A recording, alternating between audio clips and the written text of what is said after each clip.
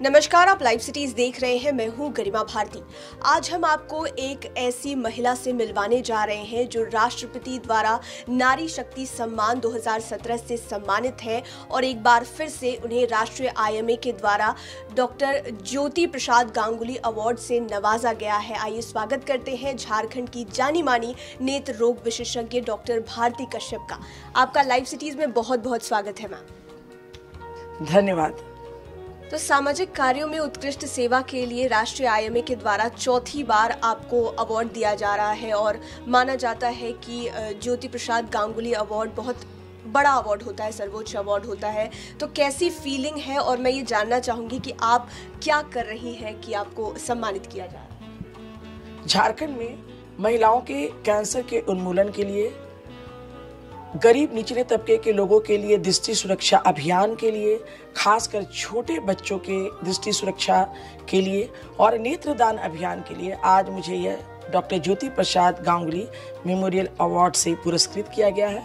Jyoti Prasad Ganguly memorial award for outstanding and distinguished services awarded to doctor Bharti Kashyap. Bharti Kashyap madam is one of the very strong person pillar for IMA. Thank you very much for this wonderful. We would like to appreciate you for this many good awards which you will get. And we have a regard to Dr. Kashyap also. Ma'am, दृष्टि सुरक्षा को लेकर झारखंड में क्या कुछ काम चल रहा है आप लोगों के द्वारा और किस तरह से इसे धरातल पर किया जा रहा है? देखिए, दृष्टि सुरक्षा अभियान में हमने झारखंड के सरकारी स्कूल में पढ़ने वाले 20 लाख से ज़्यादा बच्चों की मुफ्त आंखों की जांच की है, उन्हें चश्मा दिया है और रांची, खूंटी, सारंडा, पलामू और लातेहार के दूर दराज के इलाकों में, नक्सल प्रभावित इलाकों में जो बच्चे सरकारी स्कूल में पढ़ रहे थे और मोतियाबिंद की वजह से उनकी पढ़ाई छूट गई, ऐसे बच्चों को हमने अपने NABH की सर्वोच्च क्वालिटी की मान्यता प्राप्त कश्यप मेमोरियल आई हॉस्पिटल में लाके उनका मुफ्त ऑपरेशन किया और उन्हें वापस स्कूल भेजा। इन बच्चों को कई आई कैंपों से रिजेक्ट कर दिया गया था क्योंकि छोटे बच्चों की सर्जरी आई कैंप्स में मुश्किल होती है। तो इस तरह से उनके भविष्य को संवारने में हमने मदद की। इसके अलावा हम हॉकर्स, रेलवे के जो कुली हैं और जितने भी रिक्शा ड्राइवर हैं, ऑटो ड्राइवर हैं, जितने भी निचले तबके के लोग हैं, उनके लिए भी हम आई कैंप्स लगाते हैं। आजकल हम रांची के अगल बगल के जितने भी स्लम एरिया हैं और जो गांव हैं, वहाँ पे हर हफ्ते दृष्टि सुरक्षा अभियान चला रहे हैं जिसमें हम मुफ्त चश्मा दे रहे हैं और मुफ्त मोतियाबिंद का ऑपरेशन भी कर रहे हैं। इसके अलावा रेटिना की सर्जरी भी, जो कठिन सर्जरी मानी जाती है, उसकी सर्जरी की भी सुविधा आयुष्मान भारत से मुफ्त में उन्हें दे रहे हैं। आप सर्वाइकल कैंसर के इलाज को लेकर भी इन दिनों काफी चर्चा में है, लेकिन हम या फिर और लोग आपको एक नेत्र रोग विशेषज्ञ के तौर पर जानते हैं। तो अचानक से आंखों का इलाज करते हुए फिर सर्वाइकल कैंसर के इलाज की तरफ आपने कैसे अपना रुख कर लिया? क्योंकि 2015 में women doctors wing Indian medical association की झारखंड की चेयरपर्सन की जिम्मेदारी मुझे सौंपी गई, तो मुझे लगा कि मुझे महिलाओं के स्वास्थ्य के लिए कुछ करना चाहिए, कुछ ऐसी बीमारी की रोकथाम करनी चाहिए जो जानलेवा है। तो मैंने पाया कि विकासशील देशों में, खास करके हमारे देश में और हमारे राज्य में, महिलाओं की मृत्यु जिस कैंसर से बहुत ज़्यादा होती है वह है सर्वाइकल कैंसर, और जननांग संबंधी जो इन्फेक्शन है उससे भी हमारे यहाँ की जो महिलाएं हैं वो बहुत पीड़ित होती हैं। तो हम इसके लिए 2015 से 4 आयामी अभियान चला रहे हैं। हम दूर दराज के गांव में जाकर मेगा स्वास्थ्य शिविर लगाते हैं। वहाँ न केवल हम आयरन, फोलिक एसिड और कैल्शियम की गोलियां देते हैं, बल्कि जननांग संबंधी इन्फेक्शन से पीड़ित महिलाओं के लिए किट 2 और किट 6 की गोलियां भी मुफ्त बांटते हैं, क्योंकि जननांग संबंधी इन्फेक्शन के ही कुछ महिलाओं को आगे चल के सर्वाइकल कैंसर होता है। और कैंप में आने वाली 50 से 60% जो महिलाएं हैं उनको ल्यूकोरिया होता है, बदबूदार वेजाइनल डिस्चार्ज पाया जाता है और वो जननांग संबंधी इन्फेक्शन से ग्रसित रहती हैं, लेकिन लज्जावश कुछ बोल नहीं पाती। तो हमारे इन कैंपों से ऐसी महिलाओं को बहुत फायदा हुआ है।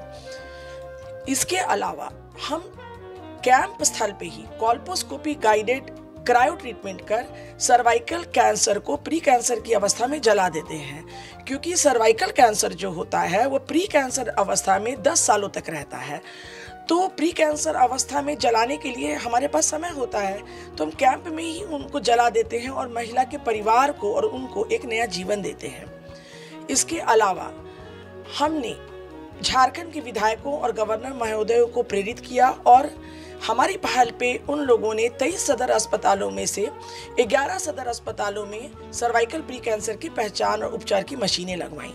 रांची का सदर अस्पताल झारखंड का सबसे बड़ा सदर अस्पताल है और वहां मैंने अपने वित्तीय सहायता से सर्वाइकल प्री कैंसर की पहचान और उपचार की मशीनें लगवाई और अभी रातू में हमने सैकड़ों महिलाओं का इलाज किया।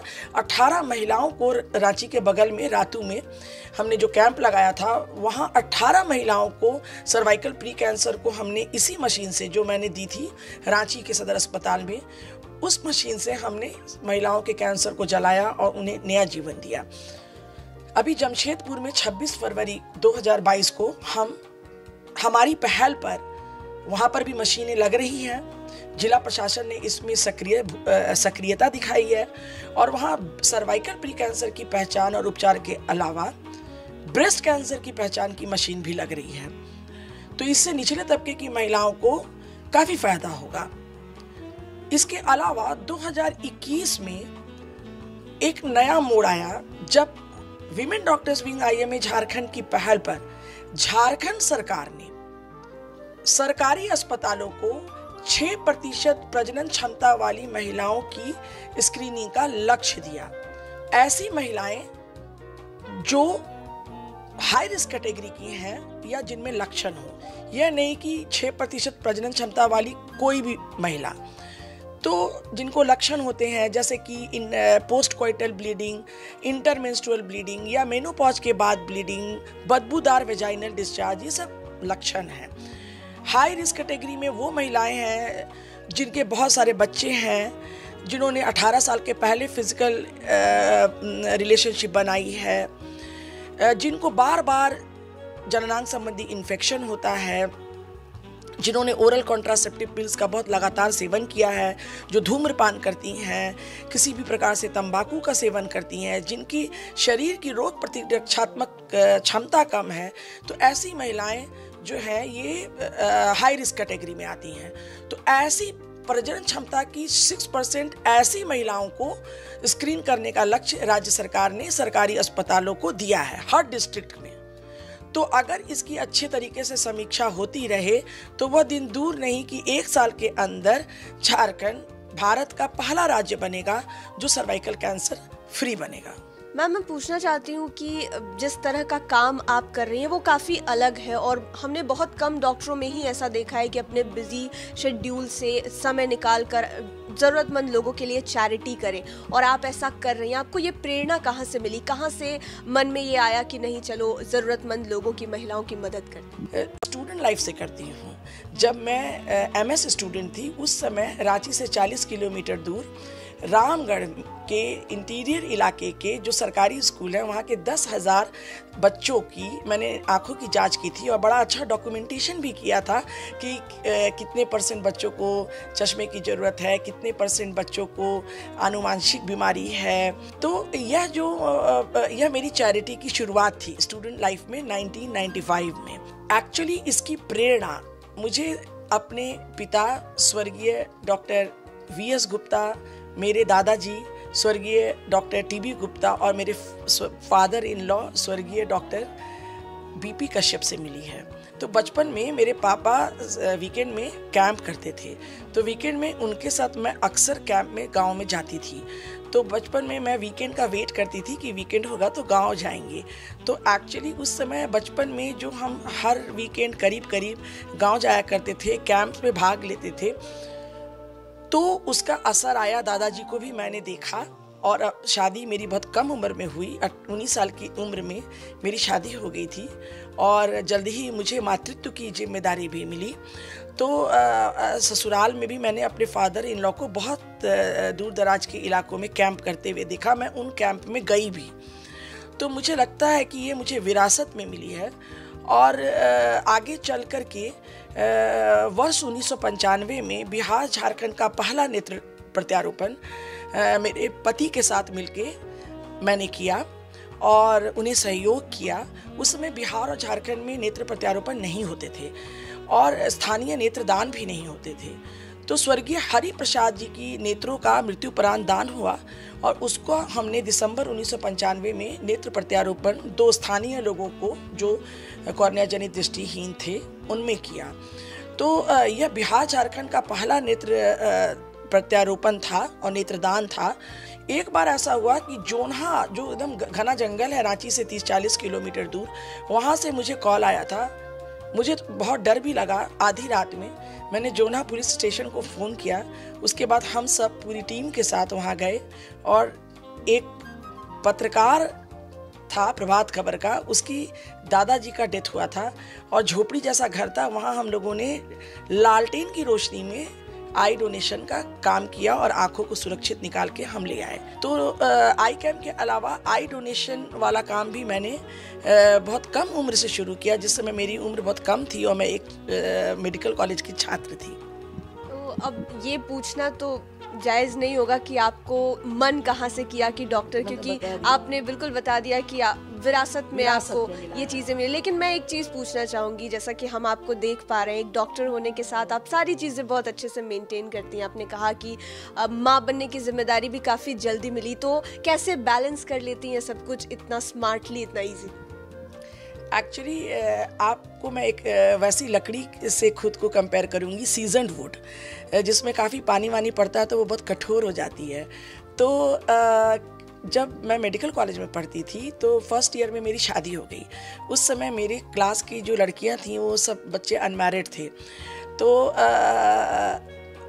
उसके बाद तुरंत ही मेरा पहला बेबी हुआ और उसके तुरंत बाद मेरा एग्ज़ाम था। तो पूरा प्रेगनेंसी में मैंने पढ़ाई की और प्रेगनेंसी में ही मैंने पूरा एग्ज़ाम दिया। तो मैंने देखा कि मैं समय को बहुत बचाना सीख गई और समय का सही यूटिलाइजेशन सीख गई। मैं समय का बहुत सदुपयोग करती थी और बिल्कुल भी समय को टीवी देखने में या दोस्तों के साथ गॉसिप करने में वेस्ट नहीं करती थी। और यही कारण है कि आगे, चूँकि मुझे अर्ली लाइफ से काफ़ी रिस्पॉन्सिबिलिटी लेने की आदत पड़ गई थी, मैं एक सीजन वुड की तरह हो गई थी, तो मुझे आगे एमएस के एंट्रेंस एग्जामिनेशन के समय में प्रॉब्लम नहीं हुई। हम अंतिम सवाल मेरा है कि राष्ट्रपति द्वारा आपको नारी शक्ति पुरस्कार 2017 से सम्मानित किया गया। आखिरकार ये आपको क्यों दिया गया था, और जब आपको राष्ट्रपति जी से स्वयं अवार्ड मिला तो वो कैसी फीलिंग थी, कैसा लगा? मुझे बहुत अच्छा लगा और राष्ट्रपति जी ने मुझे कहा अवार्ड देते समय कि अपने अच्छे कामों को तुम कंटिन्यू करो और इसमें विराम नहीं लगना चाहिए। यह पुरस्कार मुझे महिलाओं और बच्चों के स्वास्थ्य कल्याण के लिए किए गए कामों के लिए मिला था। यह पुरस्कार मुझे झारखंड के नक्सल प्रभावित क्षेत्रों के गरीब इलाकों के बच्चों एवं महिलाओं के स्वास्थ्य कल्याणार्थ किए गए कामों के लिए मिला था।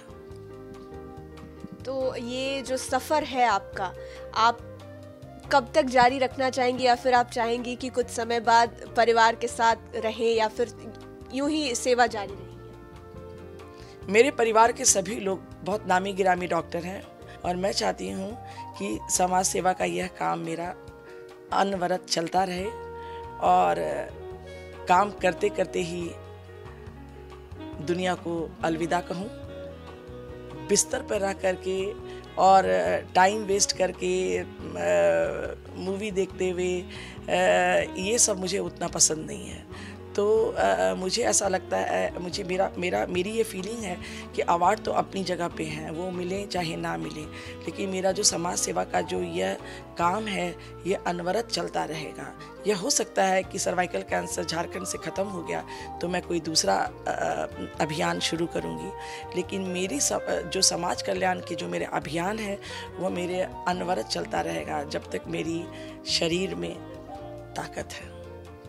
बहुत बहुत धन्यवाद हमारे साथ जुड़ने के लिए, और एक बार फिर से आपको IMA के द्वारा पुरस्कृत होने के लिए बहुत बहुत शुभकामनाएं। धन्यवाद। तो आपने डॉक्टर भारती कश्यप को सुना और उन्होंने बताया कि किस तरह से वो टाइम मैनेजमेंट कर सारी चीज़ें करती हैं। आपको बता दें कि डॉक्टर भारती कश्यप झारखंड के क्वालिटी की सर्वोच्च मान्यता NABH प्राप्त आंखों के अस्पताल कश्यप मेमोरियल आई हॉस्पिटल की फाउंडर डायरेक्टर हैं और ख़ास करके ये bladeless femto laser robotic cataract एवं लासिक सर्जरी की विशेषज्ञ सर्जन हैं। और इसके अलावे ये काफ़ी चैरिटी करती है, ज़रूरतमंद महिलाओं की, बच्चों की मदद करती है और इनकी पूरी कहानी ये संदेश देने के लिए काफ़ी है कि अगर आप टाइम मैनेजमेंट सीख लें, ये सीख लें कि किस चीज़ को कब और कहां और कैसे करना है, तो आप अपने लक्ष्य को किसी भी तरह से प्राप्त कर सकते हैं। लाइव सिटीज़ के साथ आप बने रहिए, हमारे चैनल को सब्सक्राइब कीजिए। ये वीडियो फेसबुक पर देख रहे हैं तो पेज को लाइक करें, साथ ही साथ आप हमें ट्विटर पर भी फॉलो कर सकते हैं। धन्यवाद।